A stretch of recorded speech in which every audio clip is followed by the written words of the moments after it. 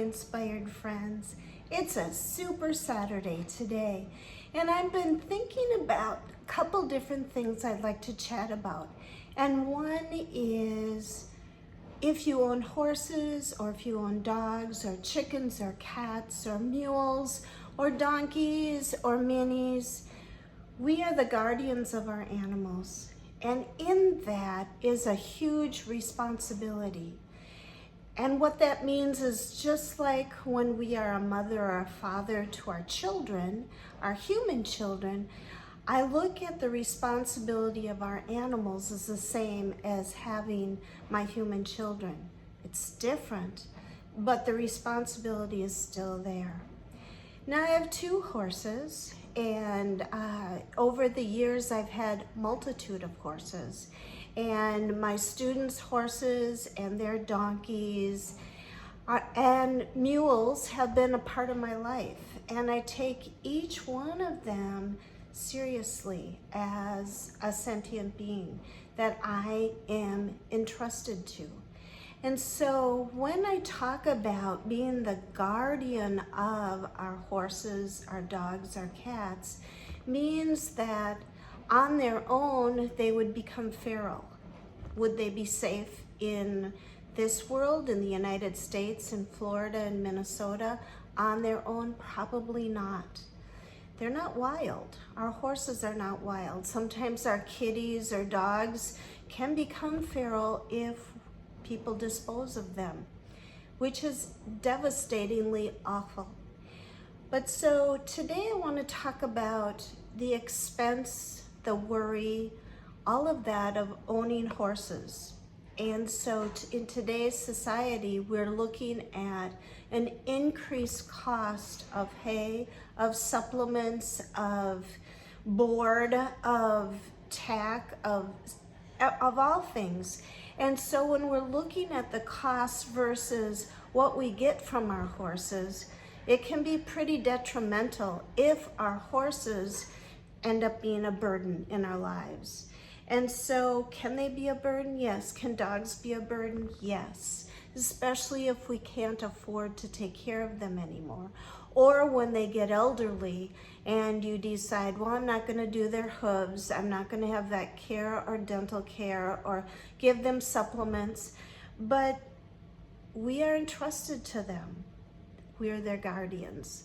And so when we think about that, when I look, I have 2 horses that I have to board in a boarding facility, and I have to buy their hay, I have to buy their supplements, I have to money for their hoof care, I have to have money for their vet care, and if I need any training or anything else, all of that I need to make a monthly allowance for. And as a senior citizen, this side of 70, it can be daunting to me, especially if I'm not working. And so I look at everything from a standpoint of, how can I do this in today's economy, which is very troubling. It's very scary to know tomorrow if I'll have enough money to be able to take care of these precious, precious sentient beings that have been entrusted to me because I chose them and they chose me. And so what do you do, my friends? Do you have a backyard barn where you can have your horses out back? Yeah, we still have to take care of them. We still have vet bills. We still have farrier bills. We still have hay bills. Yeah, it adds up, even if they're in our backyard. So again, we have to look at the cost. And I look at it as they're my family.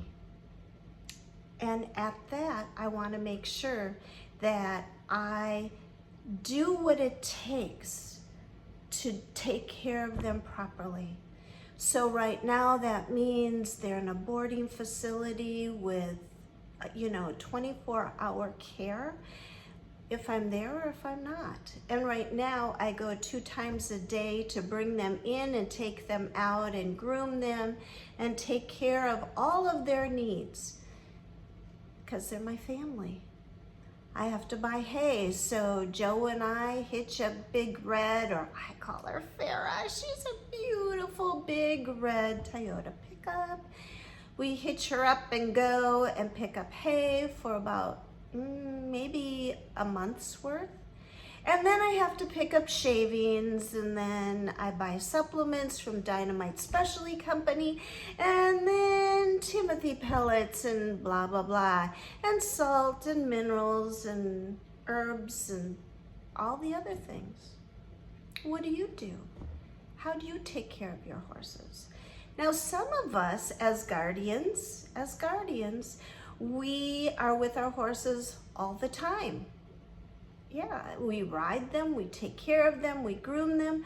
Other people who own horses, sometimes in a country like Malaysia, they have grooms who 24/7 take care of these horses who are in a little tiny stall until their owner comes and rides them. And it's very costly for most people in developing countries to own horses. So in that, only a rare amount of people own a horse, and it's usually on very limited acreage. It will be in a boarding facility, and the horses will be in stalls. They won't be out at pasture. And a lot of places in this world, that's what horse owners deal with. Yeah, I'm very fortunate. I can be with my horses all day and all night if I choose to. They're out at pasture with their friends from about 4 o'clock in the afternoon till 8 o'clock in the morning. That's wonderful. So in the heat of the day, they come in and they sit under a fan to protect their skin and their allergies and all of that. In the heat and humidity of Florida, yeah, it's something we have to do. I never did it before, but we do it now. So what do you do? I know in Minnesota, I don't think any of the horses that I was boarding with back then were stalled during the summer unless there was an injury, because they didn't need to. But a lot of them were stalled during the winter.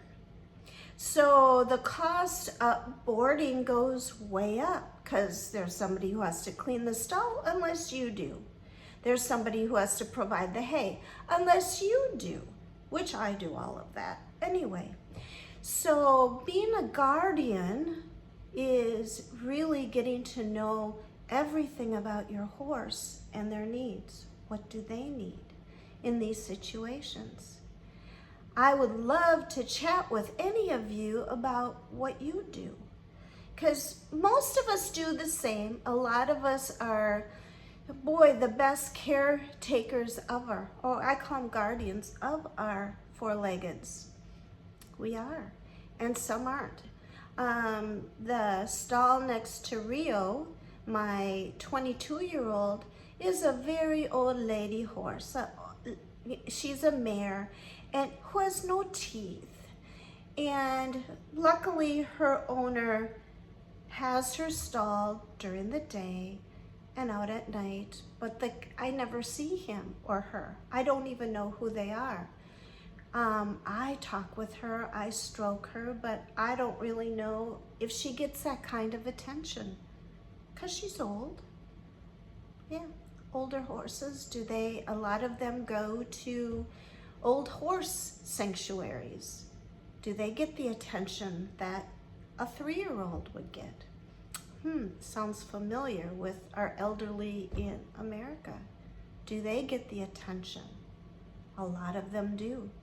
Many don't.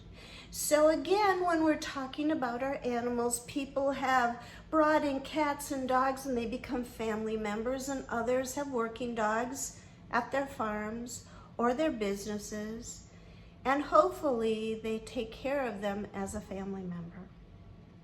So comment below. I hope you like this channel, subscribe, and comment. I'd like this channel to grow so we can chat about all things horses, all things about everything, if you want.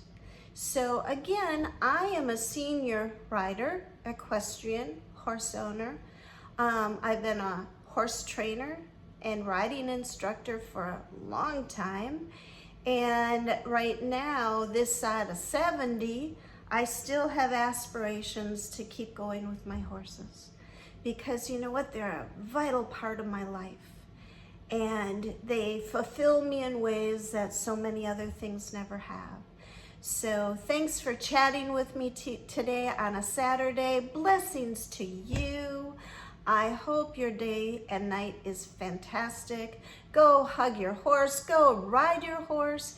Go do that thing that you do with horses. Blessings.